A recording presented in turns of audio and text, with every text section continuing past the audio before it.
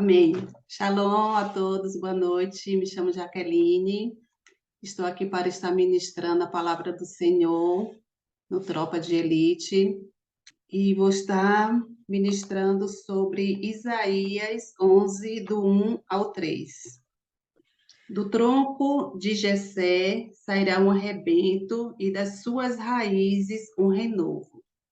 Repousará sobre ele o Espírito do Senhor, o Espírito de sabedoria e de entendimento, o Espírito de conselho e de fortaleza, o Espírito de conhecimento e de temor do Senhor. Deleitar-se-á no temor do Senhor, não julgará segundo a vista dos seus olhos, nem repreenderá segundo o ouvir dos seus ouvidos.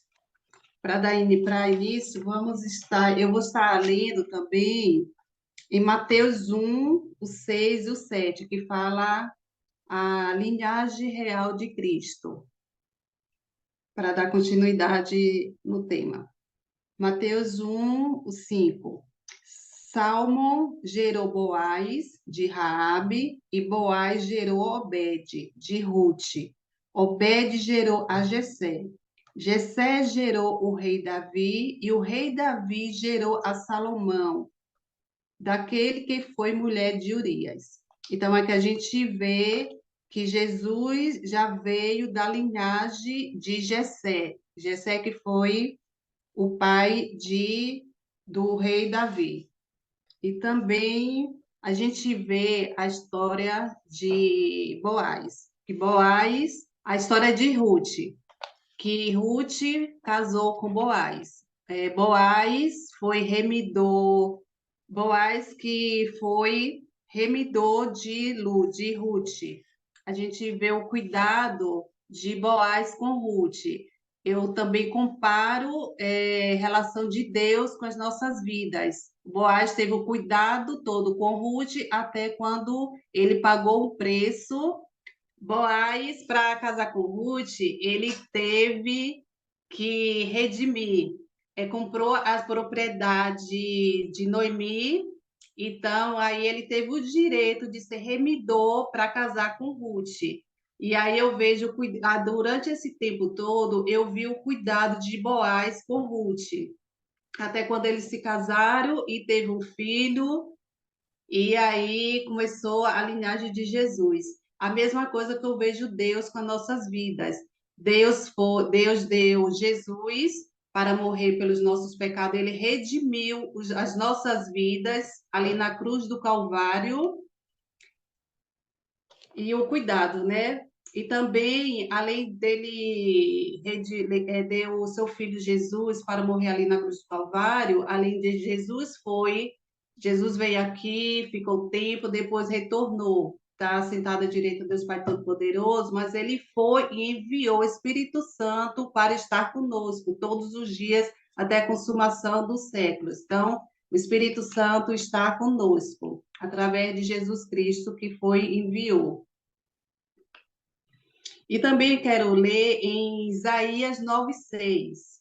Porque o menino nos nasceu, um filho nos foi dado, e o governo está sobre os seus ombros.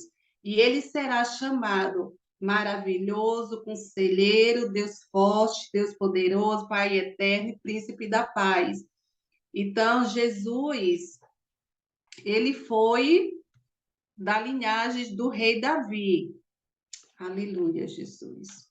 9:6, o 7. Ele estenderá o seu domínio e haverá paz sem fim sobre o trono de Davi e sobre o seu reino, estabelecido e mantido com justiça e retidão, desde agora e para sempre. O zelo do Senhor dos Exércitos fará isso. Está escrito em Isaías 9:7.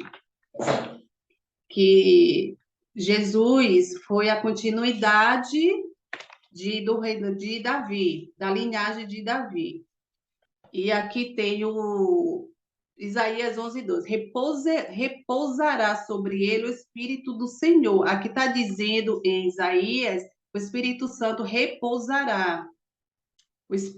Repousará sobre ele o Espírito do Senhor, que são sete: o Espírito de sabedoria, de entendimento, o Espírito de conselho, de Espírito de fortaleza, o Espírito de conhecimento e de temor do Senhor. Quando nós aceitamos a Jesus, nós adquirimos através do Espírito Santo todos esses sete espíritos, os sete espíritos que eu acabei de ler.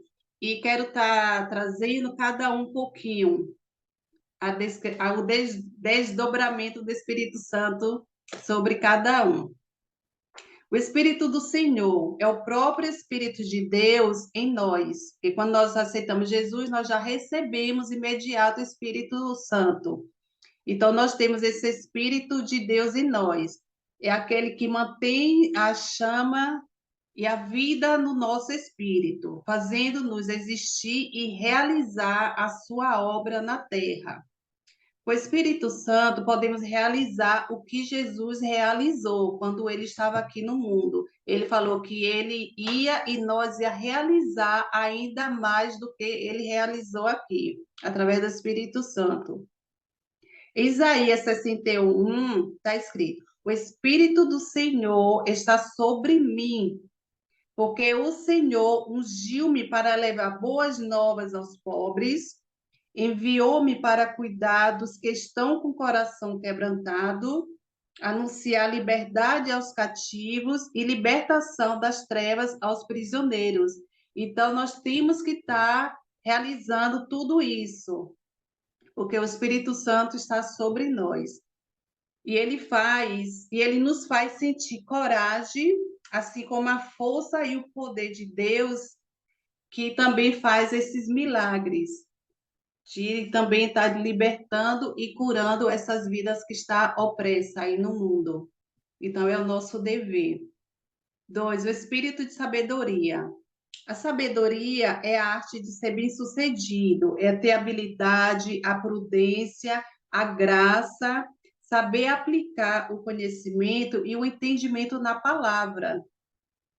Por isso que nós temos que estar buscando a sabedoria, porque assim, tem esses sete espíritos, mas às vezes as pessoas não têm ainda todos esses sete ativados. Todos estão dentro de nós, mas a gente tem que buscar para estar ativando esses sete espíritos. Espírito do Senhor. Saber aplicar o conhecimento e entendimento da palavra. Isso também está envolvido no ato de interpretar sonhos. Um exemplo, José. José teve a sabedoria de estar interpretando o sonho de Faraó. E a sabedoria está mais relacionada ao ensino. E é saber que o nosso coração é o centro da decisão moral e intelectual. A sabedoria nos coloca em contato direto com a mente de Deus, nos fazendo pensar como ele pensa. Quando nós temos essa sabedoria, a gente vai estar pensando o que Deus pensa sobre nós, e a gente vai estar falando aquilo que Deus tem colocado no nosso coração, através desse espírito de sabedoria. O espírito de entendimento é que nós temos a inteligência, o discernimento, é a compreensão que adquirimos após termos o conhecimento, que é a revelação da palavra de Deus. Que ele nos coloque em contato com a verdade divina contida na palavra, nos trazendo a segurança sobre o que cremos e nos dando a capacidade de resistir ao mal e tudo que tenha impedir sua vontade para a nossa vida com falsos ensinos. Por isso, hoje em dia, temos que ter também o espírito de entendimento para nós não sermos enganados com falsos profetas, que daqui para frente, infelizmente, tem os falsos profetas. Então, nós temos que ter esse entendimento para que nós não sejamos enganados. E tem também o espírito de conselho, que é quando nós estamos junto com a autoridade para estar discutindo algo importante, planejar soluções e estratégia, que nós temos que ter o conselho, assim, e nas igrejas, para o pastor estar tendo uma decisão, eles reúnem os seus obreiros, pede conselho para estar tomando a direção, que para Deus também está confirmando, não só através da vida dele, confirmando também os obreiros, para estar fazendo aquilo que Deus quer que faz na obra dele, para estar adquirindo a estratégia. Assim também estamos reunidos com Deus em oração, que nos dá o discernimento espiritual para recebermos suas estratégias para vencer qualquer situação. Por isso, nós temos que estar 24 horas com o nosso pensamento em Deus, para que Deus venha estar nos dando essa estratégia para estar tendo esse discernimento espiritual. A prudência nos leva a planejar a estratégia correta em cada situação e esperar pelo momento certo de tomar decisão. Também nos ensina a maneira como tudo deve ser feito, através dela adquirindo a certeza de que tudo terá uma solução. Muitas vezes a gente vê algo, acha que é impossível, mas quando a gente reúne as pessoas que estão próximo da gente, que tem um espírito de sabedoria, para pegar o conselho, fica mais fácil para vir a solução, porque no meio, quando na palavra de Deus diz, quando dois ou três estiverem reunidos, ele se faz presente. Então tem que ter a união de outros irmãos para a gente estar buscando esse conselho em Deus, para a gente não estar tomando uma decisão e depois não dar certo. Então temos que ter esse conselho para estar buscando em Deus. O espírito de conhecimento é ter a compreensão correta das coisas, a informação revelada da palavra de Deus e saber o que temos à nossa disposição através dela. Está relacionada à revelação e à experiência, aos sonhos e visões. O conhecimento traz luz, clareza, revelação e manifestação do que está em oculto, que seja bem ou mal. Ele nos faz conhecer os segredos do coração de Deus e os mistérios do mundo espiritual. Ele enche-nos com a verdade para que possamos vencer as falsas profecias. Então, temos que estar tendo esse espírito de conhecimento para estar mesmo tendo as revelações, as experiências, os sonhos e visões que Deus quer nos dar. Nós temos que estar buscando esse conhecimento.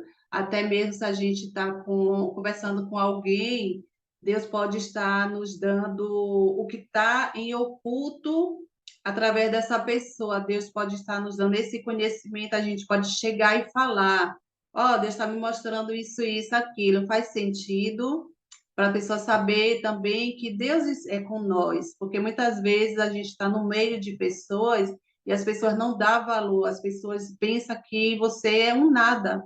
E quando Deus nos usa na sabedoria com o espírito de conhecimento, as pessoas vão ver, realmente, essa é de Deus. Porque sabe que a gente não ia jamais falar o que estava no coração dela, só mesmo com a sabedoria do Senhor para a gente estar falando aquilo que Deus quer estar revelando. E o espírito de temor do Senhor é que significa reverência, prioridade, respeito, devoção a Deus e reconhecer quem Ele é e não usar seu nome em vão. Quantas vezes as pessoas usam o nome do Senhor em vão? Não tem o temor. Às vezes fala algo por achar, não é o que vem do Senhor. E muitas vezes fala e diz, o Senhor está falando isso, aquilo. Infelizmente, muitas vezes as pessoas já perdeu o temor do Senhor. Está no altar, mas perdeu o temor do Senhor. Então, nós temos que ter esse temor. O temor do Senhor também nos leva até o trono e nos faz entrar em contato com a santidade do Senhor. Coloca-nos numa posição e afastamento das coisas mundanas para dar reverência e prioridade à pessoa de Deus. Através do temor do Senhor, nós nos conhecemos seu amor e a força do louvor e da adoração ao redor do trono. Diante dele cai toda a irreverência, idolatria e perturbação da paz. Então, diante o temor do Senhor, temos que ter que, infelizmente, muitas pessoas perderam o temor. Então, vai estar ministrando de qualquer jeito, não se prepara, não tem aquele tempo de intimidade, não busca aquilo que Deus quer falar com a igreja, ou como nós estamos aqui. Infelizmente perdeu. Então, hoje mesmo, até mesmo para a gente estar chamando alguém para estar ministrando, a gente tem que estar pedindo ao Senhor direção. Senhor, é da tua vontade que chamamos essa pessoa para estar ministrando, porque do jeito que nós estamos vivendo hoje, em tudo nós temos que estar pedindo a direção, Senhor, ter esse temor no nosso coração. E o 3, deleitar-se no temor do Senhor, não julgará segundo a vista dos seus olhos, nem repreenderá segundo ouvir dos seus ouvidos. Muitas vezes hoje também, assim, já aconteceu muito comigo, em relação da pessoa estar julgando. A pessoa não conhece e já começa a julgar, julga pela aparência. Então, quando a pessoa começa a andar com você, aí vai ver que não é nada aquilo que ela estava pensando, julgou pela aparência. Então, a gente tem que andar com a pessoa para estar conhecendo, para não ter o pré-julgamento, e nem repreenderá segundo ouvir dos seus ouvidos. Porque muitas vezes também as pessoas chegam para nós e falam, e a gente tem que estar, não tem que dar ouvido, dependendo, a gente tem que estar repreendendo e tem que dizer, não, vamos orar pela pessoa, não dar ouvido que a pessoa vai falar. Porque muitas vezes é fofoca, é falar maledicência. Então, nós temos que estar repreendendo, nós não temos que estar compactuando com essas pessoas. Em vez de quando chegar, a gente fala, não, vamos estar orando por fulano. Pronto, quando a gente chamar para orar, eu tenho certeza que essa pessoa não vai mais chegar até nós para estar falando da pessoa. Então, vamos orar para que Deus entre com a provisão, que Deus venha estar revelando. E é amém. É até aqui mesmo que Deus falou. E glória a Deus.